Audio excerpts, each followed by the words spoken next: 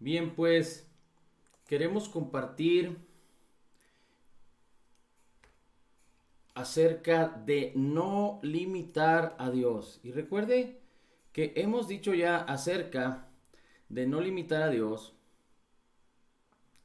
y en qué es que podemos limitar nosotros a Dios. Bueno, en nuestra manera de pensar. Podemos limitar a Dios creyendo incorrectamente, lo que significa es que tendríamos una fe fingida.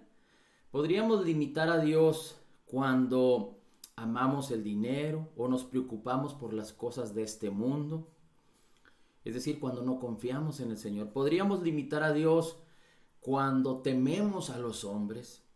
Podríamos limitar a Dios cuando tenemos temor a arriesgarnos. Podríamos limitar a Dios cuando tenemos temor al éxito. Podríamos limitar a Dios en nuestra manera de pensar, en nuestra manera de concebir, en nuestra manera de imaginar.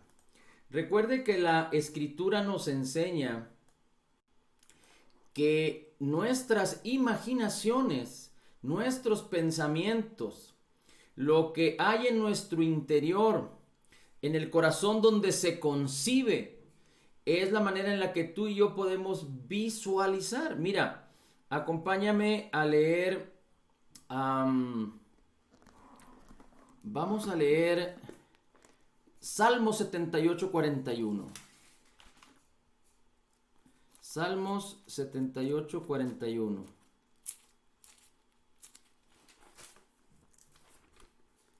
Salmo 78:41.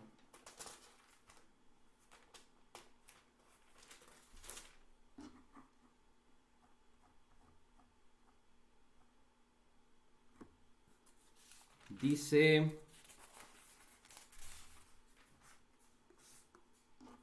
Salmo 78:41 dice, tentaron a Dios una y otra vez y lo limitaron y limitaron al Santo de Israel.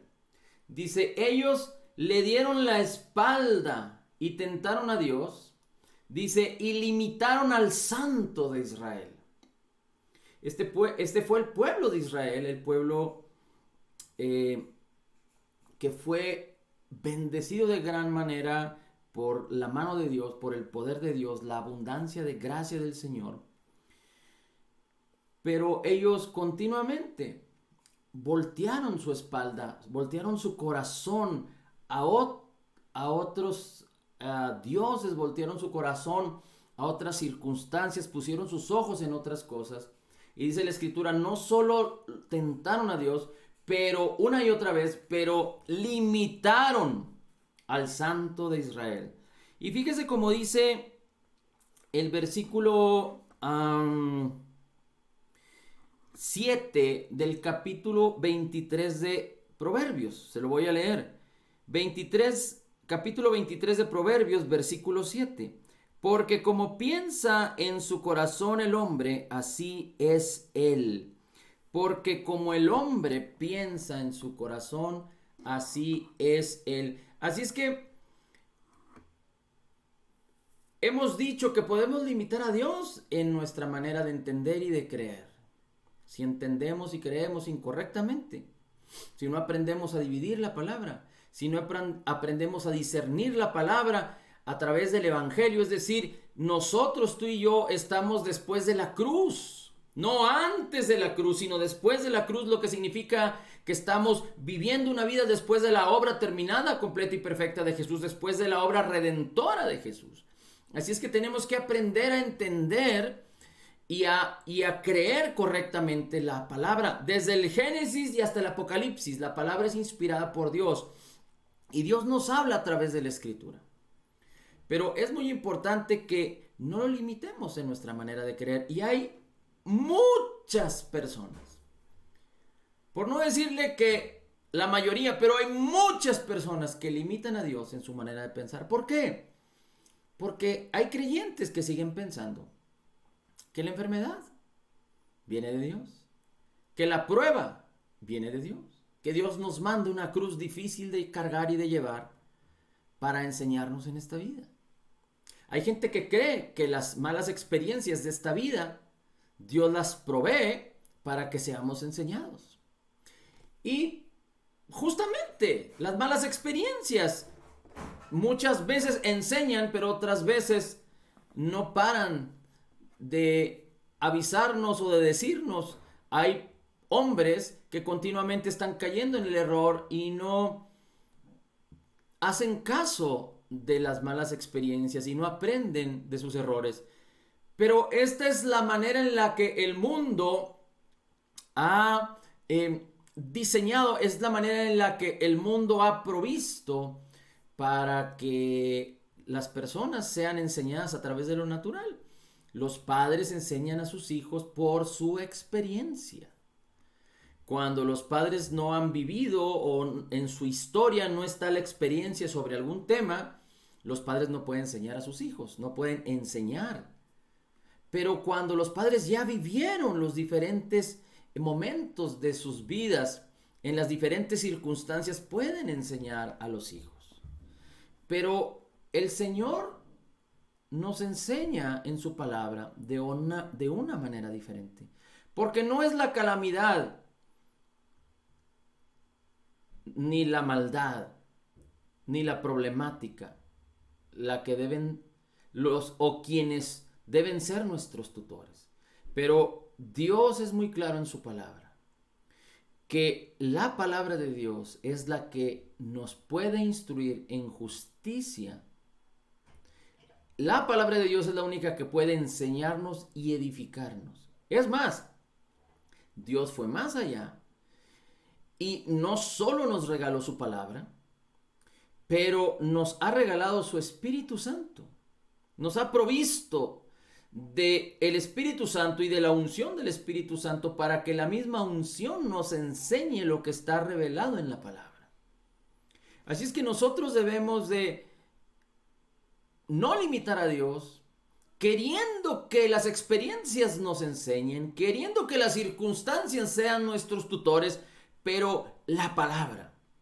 Porque dice la Escritura en Romanos que solo la benignidad de Dios nos puede guiar al arrepentimiento. Y se acuerda que no solo Juan el Bautista, pero el mismo Señor Jesucristo dijo: arrepentíos, cambien su manera de pensar, porque el reino de los cielos se ha acercado. Esto lo dijo cuando inicia su ministerio, antes de ir a la cruz. Pero tú y yo, gracias al Señor, gracias por su bondad, su misericordia, por su justicia, que nos atrajo hacia Él mismo y nos hizo permitir entrar en este nuevo pacto que es en su sangre, en su nombre, por la fe, para que podamos probar y experimentar y vivir de la abundancia de su gracia, en su justicia.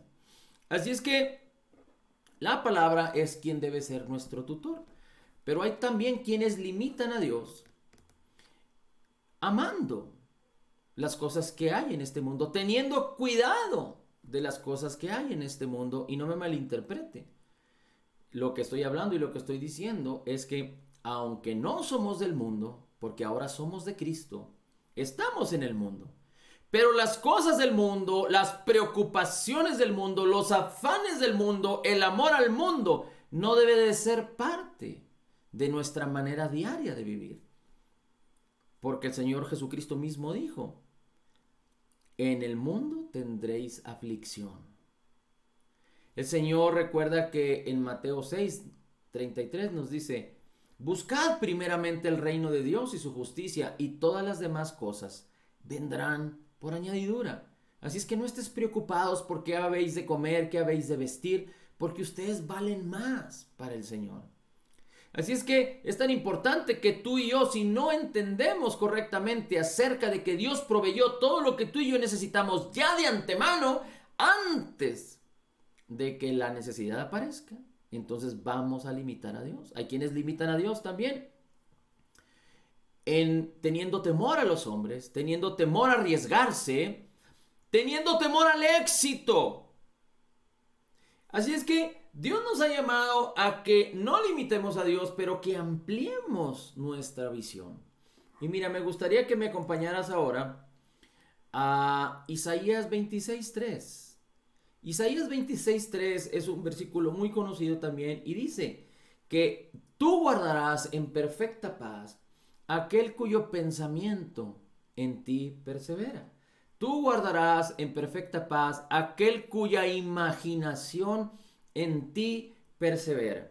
Y es muy importante que, aunque hemos hablado una y otra vez acerca de la imaginación y de cómo Dios ha provisto la imaginación como parte de nuestra manera de procesar los pensamientos, de estructurar los pensamientos y de hacerlos que se establezcan en el corazón, más allá de solo tener esa idea sencilla o ligera acerca de la imaginación, es muy importante que podamos entender que la imaginación también tiene que ver con la concepción.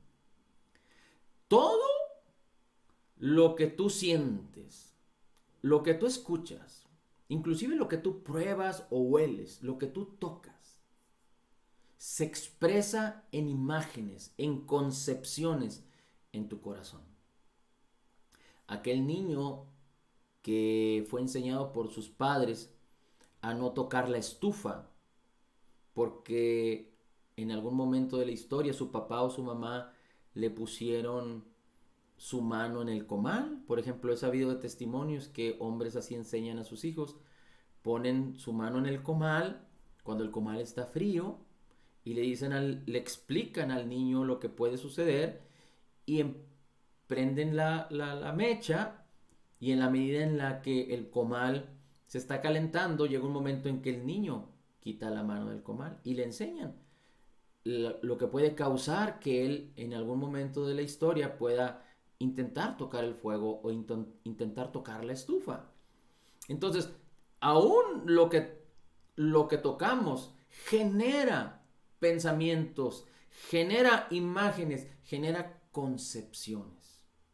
Y en el corazón es donde concebimos. Así es que dice la escritura en Isaías 26 que el Señor guardará en perfecta paz aquel cuya imaginación, cuya concepción, cuyo pensamiento en Él persevera. Así es que queremos vivir en paz, queremos que la paz sea implantada en nuestras vidas, en nuestras familias, en todo lo que hacemos. Tenemos que entender, concebir lo que la paz significa. Por ejemplo, tú y yo hemos sido justificados por la justicia de Cristo, no por nuestras obras. Por la fe hemos sido justificados de tal manera que ahora, delante de Dios, somos inocentes de cualquier pecado. No hay deuda a nuestra cuenta que pagar. Todo creyente nacido de nuevo no tiene ninguna deuda, porque Cristo pagó toda la deuda. Y el mayor castigo, el castigo completo y total, el castigo, digamos, por excelencia que el pecado trae, es la muerte. La paga del pecado es la muerte. Y recuerda que el Señor Jesucristo mismo nos enseña que el ladrón, que tipifica al enemigo de nuestras almas, a Satanás, vino a hurtar, a matar y a destruir. Aún la enfermedad es el principio de la destrucción que quiere llevarte a la muerte. Así es que cuando nosotros entendemos esto, podemos entender que Jesús tuvo que probar la muerte para redimirnos de la muerte. Y esto es importante que tú y yo lo podamos concebir, imaginar. Porque dice la Escritura también que el que está en Cristo no solo es nueva criatura, pero no hay ninguna condenación para él. Porque la ley del Espíritu de vida en Cristo Jesús nos ha librado del poder del pecado, de la ley del pecado y de la ley de la muerte. El pecado y la muerte son uno. La ley del Espíritu y la vida son uno. Tú y yo tenemos el Espíritu, tú y yo tenemos la vida si somos creyentes nacidos de nuevo. Y esa es la ley que debe gobernarnos. Esa es la ley en la cual nosotros debemos gobernar y vivir.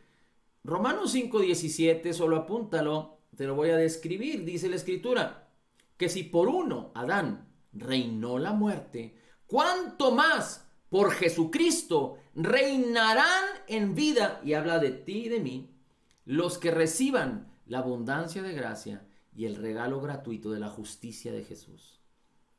Así es que es tan importante que tú puedas imaginar que tú eres la justicia de Cristo. Esto es, que tienes una relación perfecta con Dios en tu espíritu, que Dios no se queja de ti, que Dios te ama y que tú ahora tienes esa, por su paz, por su bendición, esa relación correcta y que no tienes ninguna deuda para con Dios. Y por ello, ahora tú y yo podemos estar en paz. La guerra se terminó. La justicia y la santidad de Dios ahora pueden cohabitar y ser parte de tu bendición, porque tu deuda fue pagada. Porque tu espíritu ha sido creado en la justicia y santidad de la verdad. Tu espíritu, el espíritu del hombre, recuerda que Adán era un alma viviente que tenía el espíritu de Dios en su espíritu.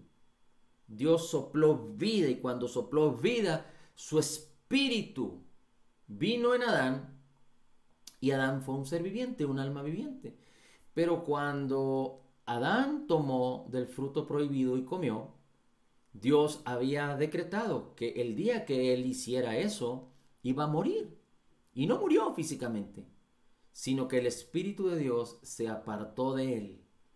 Y no es que el Espíritu estaba, no se refería al Espíritu que estaba afuera de él, o que podía tener contacto con él, pero el Espíritu que estaba dentro de Adán. De tal manera que Dios pudo comunicarse con él en el exterior, pero en el interior Adán perdió esa relación, esa unidad, la cual vino a ser restaurada por Cristo. Porque Romanos 6:6 dice que nuestra vieja naturaleza, nuestro hombre pecaminoso, nuestro espíritu separado de Dios, fue crucificado en la misma cruz con Cristo Jesús. Y ahora Dios dio un espíritu nuevo en la justicia y santidad de la verdad, y por cuanto somos hijos, Dios envió el espíritu de su Hijo a nuestros corazones. Es importante que tú perseveres en estas escrituras, porque es la palabra de Dios.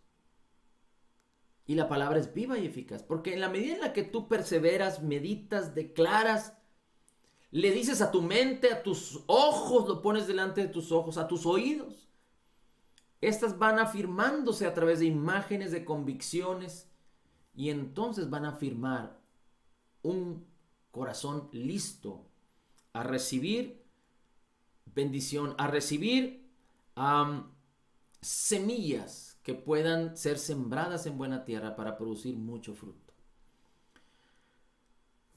Dice la escritura también en Efesios capítulo 1, versículo 17. Acompáñame a buscar Efesios capítulo 1, versículo 17. Y aquí esto es algo muy interesante, porque tú lo puedes leer en casa, pero a partir del versículo 17, el apóstol Pablo le dice a la iglesia de Éfeso, a los creyentes, que no solo han recibido la esperanza y el llamamiento mismo de Jesús. Recuerda que somos uno con Cristo. Él hizo morar su espíritu en nuestros corazones. Fuimos sacados de las tinieblas y traídos al reino de Jesús. El mismo espíritu de Dios da testimonio a nuestro espíritu que somos hijos. Dios nos dio un espíritu en el cual podemos clamar y decir Abba Padre, porque nos dio un espíritu de adopción. Un espíritu de dominio, de poder y de amor. Nos dio su espíritu a nuestro espíritu en unidad perfecta, porque el que se une con el Señor, un espíritu es con Él, para que podamos conocer y entender, para que Él nos pueda revelar a través de la palabra lo que nos ha sido concedido. A ti todas las promesas en Cristo Jesús te fueron concedidas y te fueron dadas, porque Cristo mora en ti. Pero tú tienes que concebirlo, imaginarlo, pensarlo, abrazarlo, concebirlo, hacerlo que nazca en el corazón, para que lo que hay en tu espíritu armonice. Recuerda que el reino espiritual es más alto en autoridad, en gloria, que el reino natural o material que es en el que tú y yo vivimos. Pero nosotros somos un ser tripartita. Tenemos un espíritu que está en armonía con el reino espiritual de Cristo, si es que somos creyentes nacidos de nuevo. Tenemos un alma que está en relación con este mundo, porque así fuimos enseñados y así fuimos creciendo. Tenemos un cuerpo que está en relación con este mundo, pero hay una parte en nuestra alma que permite que pueda recibir y percibir lo que hay en el espíritu para que comunique al resto del cuerpo. Y esa parte del alma es nuestro corazón.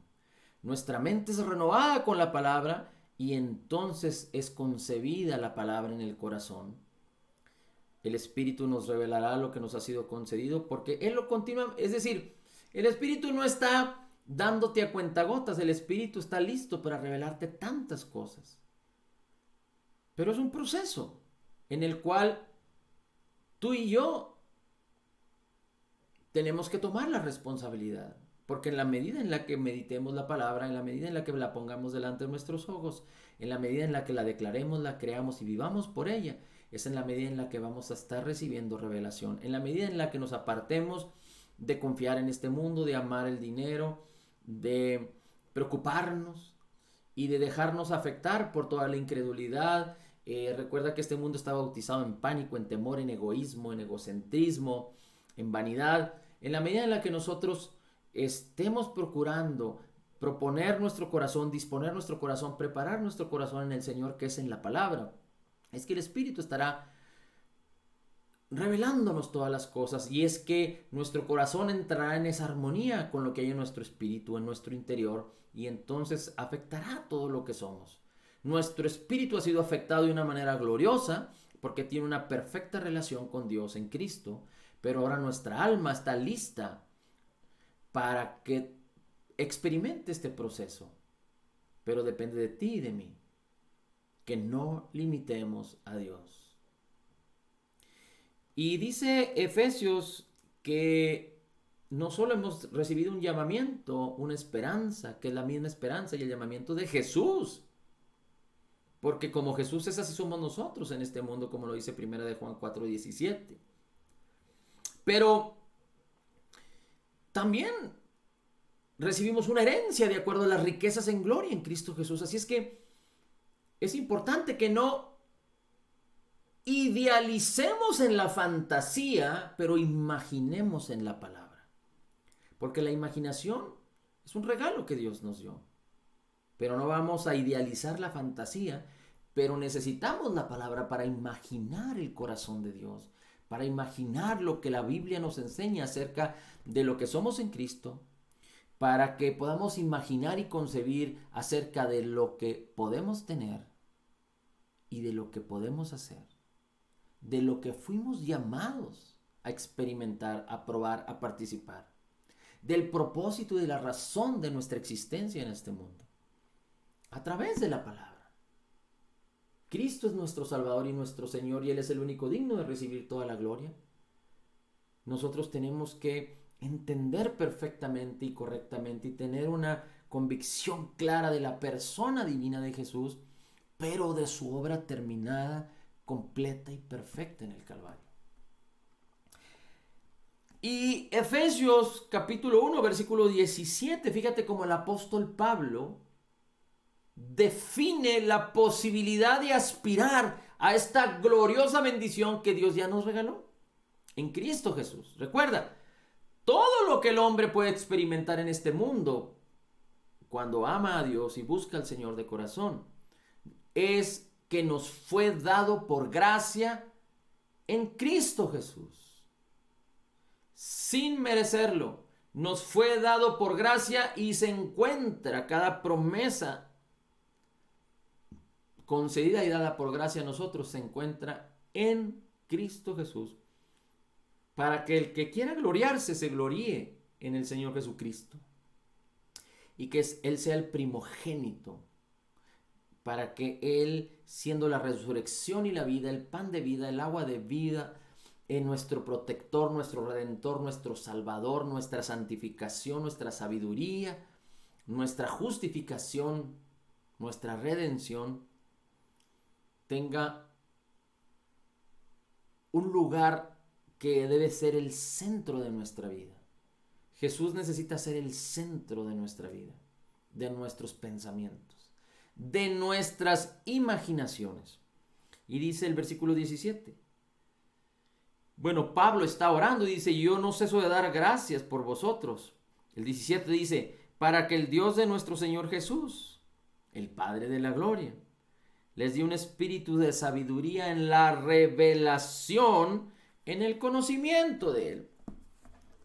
Es decir, el apóstol Pablo pidiendo al Señor para que venga una revelación en el espíritu de nuestra mente por la palabra, para que conozcamos lo que Dios es, lo que Cristo es, lo que Cristo hizo, lo que somos ahora en Cristo, lo que podemos hacer, podemos tener, etcétera, etcétera, etcétera.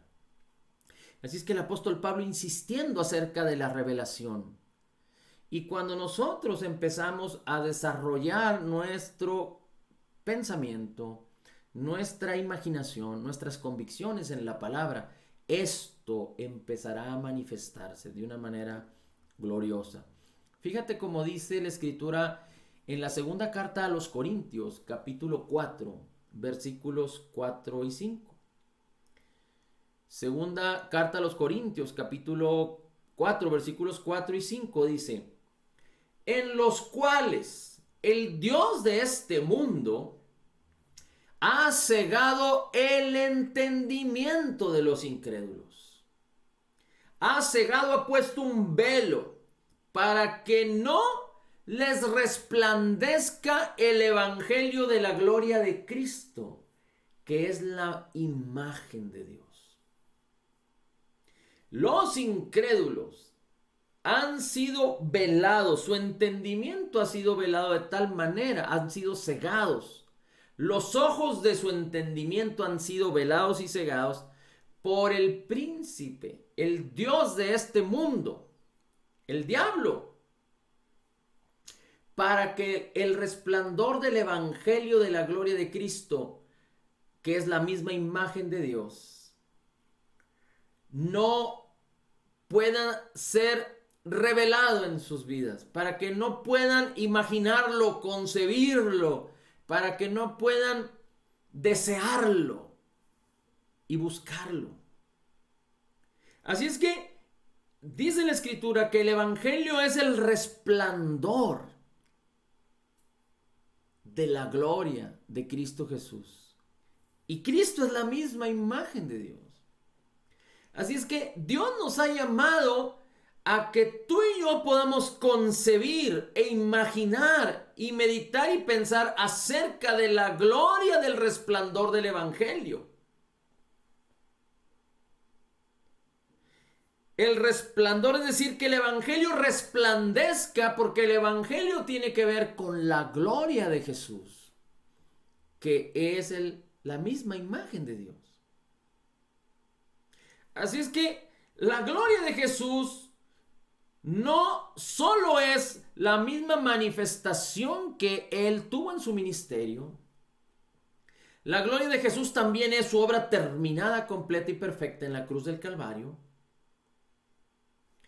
Pero Jesús, siendo la imagen de Dios, es la misma palabra que fue hablada, predicada, que se hizo carne y habitó entre nosotros. Mira, sin perder de vista 2 Corintios, mira lo que dice el capítulo 2 de Hebreos en los primeros dos versículos. Hebreos capítulo 12, versículos 1 y 2 dice así: puestos los ojos en Jesús, el autor y consumador de la fe. El versículo 1 empieza diciendo que tenemos en derredor una gran nube de testigos, los hombres de la fe. Hebreos 1 habla de todos los héroes de la fe. Dice, así es que debemos de despojarnos de todo peso y del pecado que fácilmente nos envuelve. Es decir, debemos de dejar de olvidarnos de cualquier concupiscencia, de cualquier tema que pueda afectar nuestras vidas, pero debemos enfocarnos en poner nuestros ojos en Jesús. Y dice el versículo 2, porque Él es el autor y el consumador de la fe. Recuerde que la fe es la que puede hacer que transite la gloria espiritual a este mundo natural. Lo que nos fue dado en nuestro espíritu, toda la bendición que tenemos de nuestro espíritu para que se manifieste en este mundo natural, trayendo el resplandor del Evangelio, la gloria de Cristo en nuestras vidas. Y dice, porque Cristo Jesús es el autor y consumador de la fe, quien por el gozo puesto delante de él soportó la cruz, menospreciando la vergüenza, y se ha sentado a la diestra del trono de Dios. Así es que la Biblia nos dice, debes de poner los ojos deben de estar puestos en Jesús.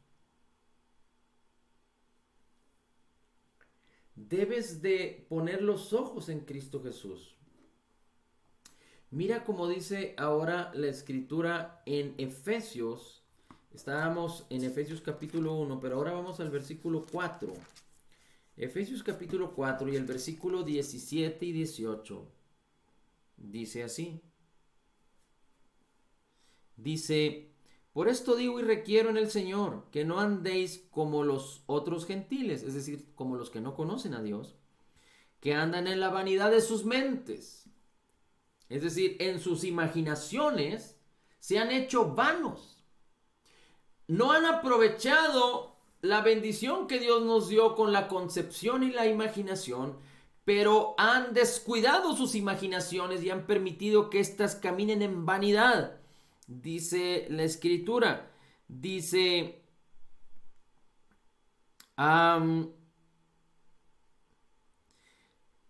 anden como los otros gentiles que andan en la vanidad de su mente, el versículo 18, teniendo el entendimiento entenebrecido, teniendo el entendimiento en tinieblas por falta de la luz. Y recuerda que la palabra de Cristo es la luz. Dice, ajenos de la vida de Dios por la ignorancia que hay en ellos, por la ceguedad en sus corazones,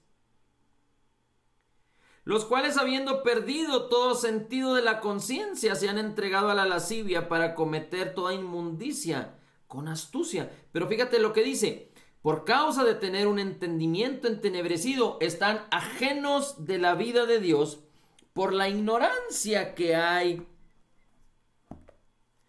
en sus corazones, por la ignorancia que hay en ellos. Así es que no debemos limitar a Dios permitiendo que por causa de la luz de la palabra en nuestras mentes, por causa de que la palabra alumbre nuestras vidas, tú y yo dejemos de participar de la vida de Dios. Dios no nos llamó a vivir ajenos de la vida de Dios, como dice el versículo 18.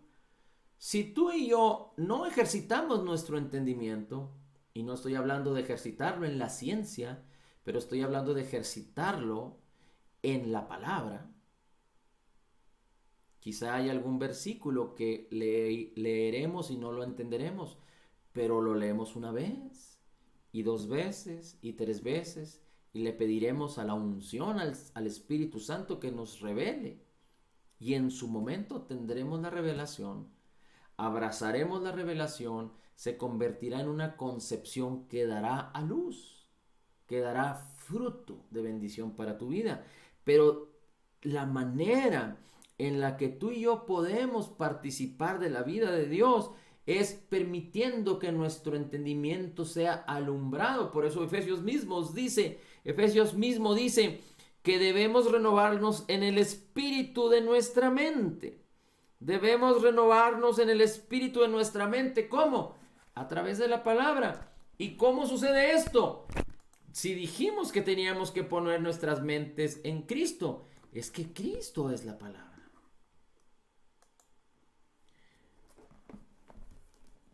Yo no sé si tú has escuchado esto que te voy a decir, pero dice la escritura que en el principio era la palabra, y la palabra era con Dios, y la palabra era Dios. Juan capítulo 1. Pero después, a partir del versículo 10, mira, vamos a leerlo. Aunque dice que el Señor Jesús vino a lo suyo y los suyos no le recibieron, pero a todos los que le recibieron les dio potestad de ser hechos hijos. Mira, dice, fíjate cómo dice el versículo 10. En el mundo estaba. Dice,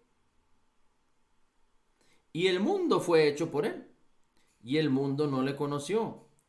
11, a lo suyo vino y los suyos no le recibieron. 12, mas a todos los que le recibieron les dio potestad de ser hechos hijos, a los que creen en su nombre. 13, los cuales no nacen de voluntad de varón ni de voluntad de carne, ni de voluntad de hombre, ni de sangre, sino por la voluntad de Dios. Es decir, Dios es el que nos hace nacer de nuevo.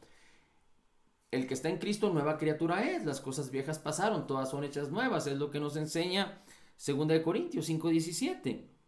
Nuestro espíritu es nuevo. Pero fíjate cómo dice el versículo 14. Y la palabra fue hecha carne y habitó entre nosotros, y vimos su gloria, gloria como del unigénito Hijo del Padre, lleno de gracia y de verdad. Cristo es la palabra, y la palabra se hizo carne. Ahora, hay algo muy importante aquí. ¿Qué tuvo que suceder para que la palabra se hiciera carne? ¿Qué tuvo que suceder para que la palabra se hiciera carne? ¿Por qué tanto tiempo desde que el hombre cayó en Adán hasta Jesucristo? ¿Por qué tanto tiempo tuvo que transcurrir para que Jesús apareciera en escena, para que la palabra se hubiera hecho carne? La palabra tuvo que ser hablada en este mundo por los hombres. Cristo Jesús fue profetizado desde el Génesis y hasta el último versículo de los profetas en el Antiguo Testamento, hasta Malaquías. Desde el Génesis hasta Malaquías y desde Mateo hasta Apocalipsis. De hecho, los evangelios y las cartas de los apóstoles, como las de Pablo, de Pedro, de Juan, de Santiago, citan muchos versículos del Antiguo Testamento. No sé si sabías que Isaías, el libro de Isaías, tiene 66 capítulos y se conoce como una mini Biblia, porque es la misma cantidad de libros que tiene la Biblia.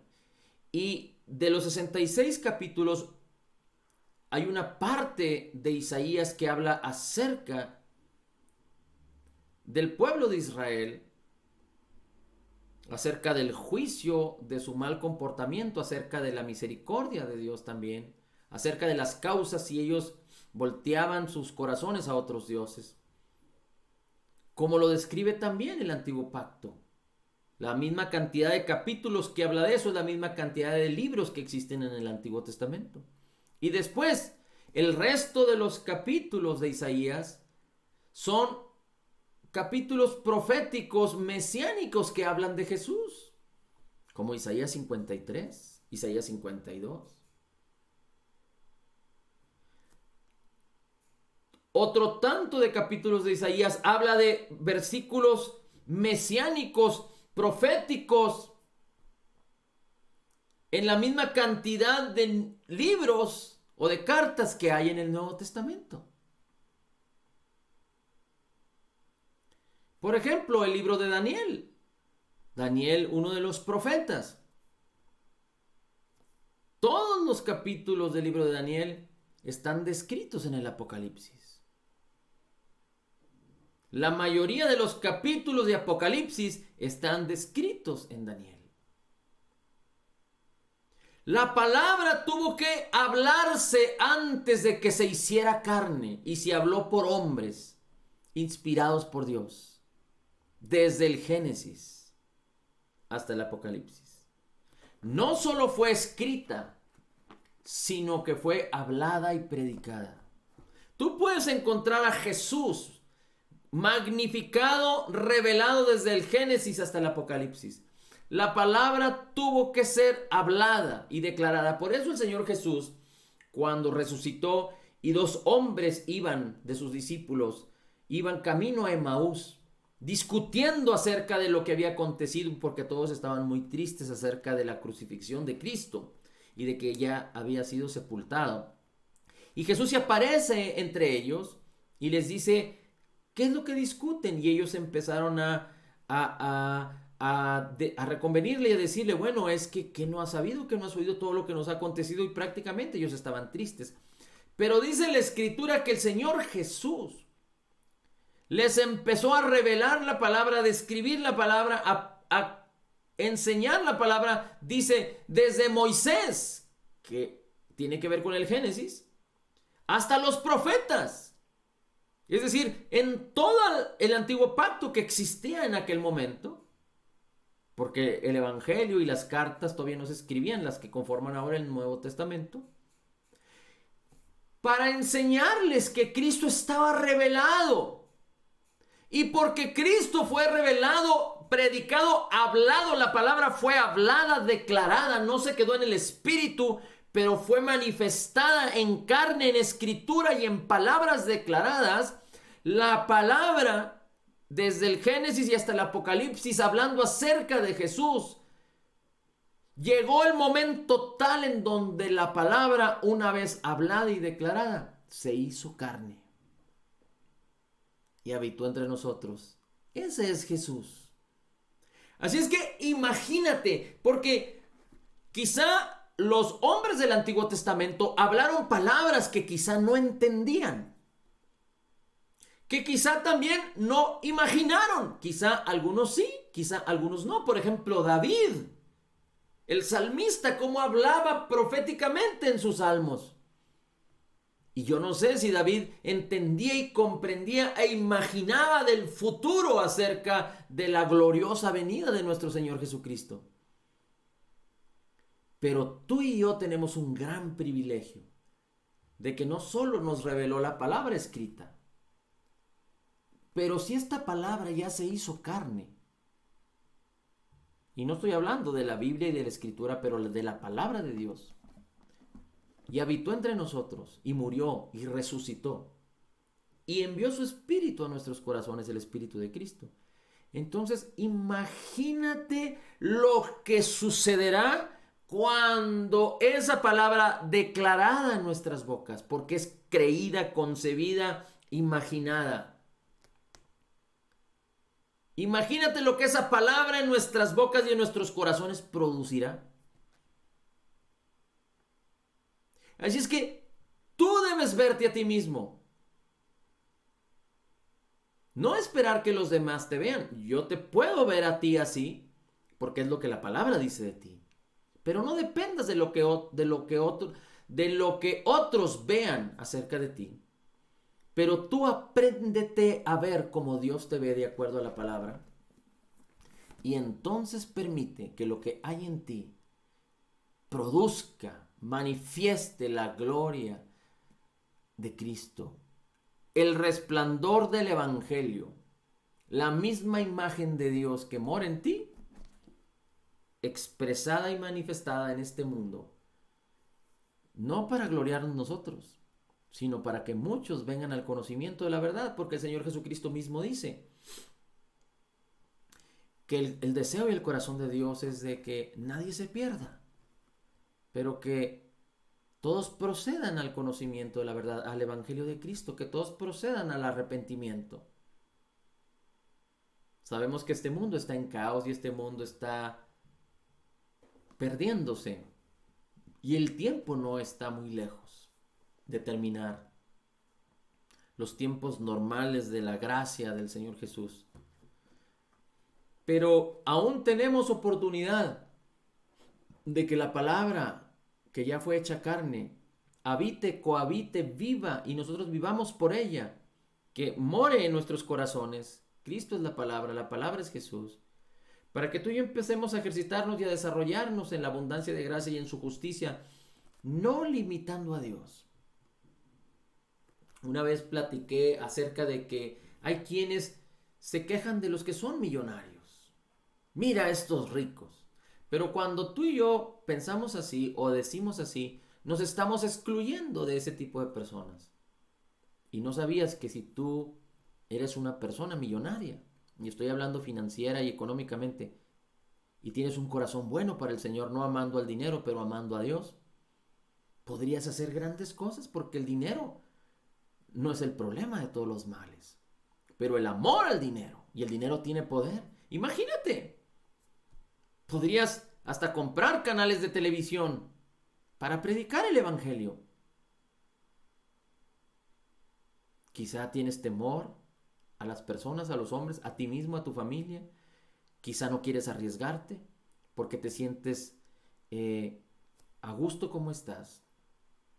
Pero Dios no nos llamó a eso.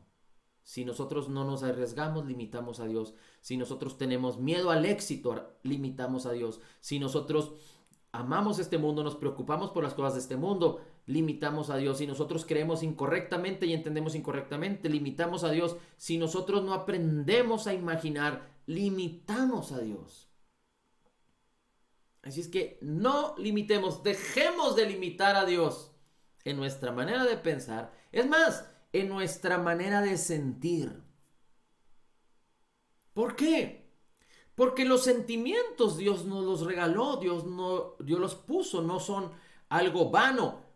Mal utilizados son algo perjudicial. Pero los sentimientos son como un barómetro.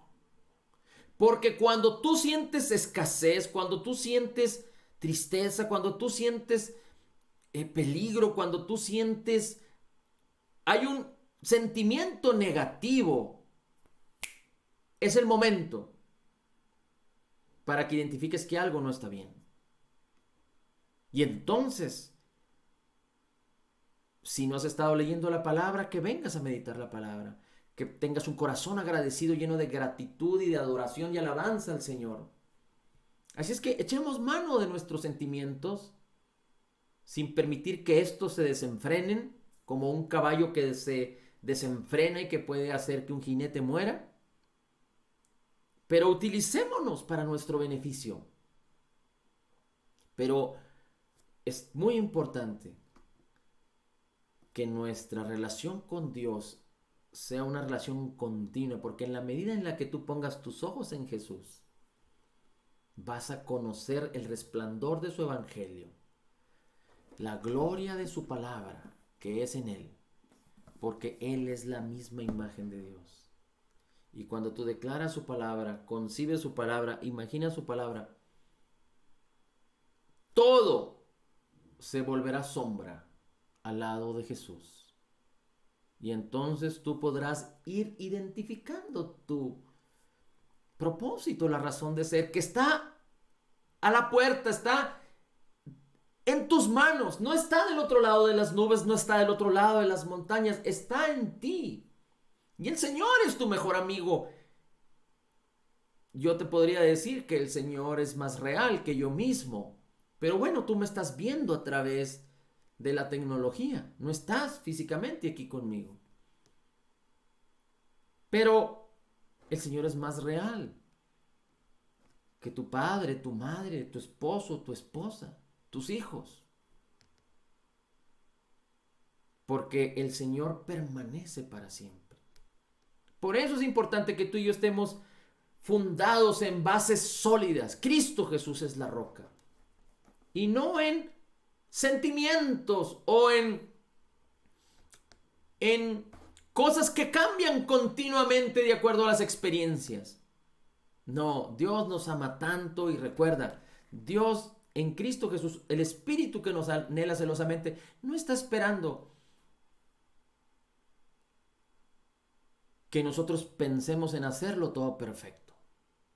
Pero Él está esperando que tengamos una relación con Él, una concepción correcta de la palabra, que imaginemos, que no limitemos al Señor. Él nos revelará el qué y no te preocupes por el cómo. Pero poniendo toda nuestra disposición y nuestro empeño en el Señor Jesús, creyendo en Él, entonces saldrá de nuestro espíritu un espíritu excelente como el espíritu de José, como el espíritu de Josué, como el espíritu de Daniel. como el mismo Espíritu de nuestro Señor y Salvador Jesús.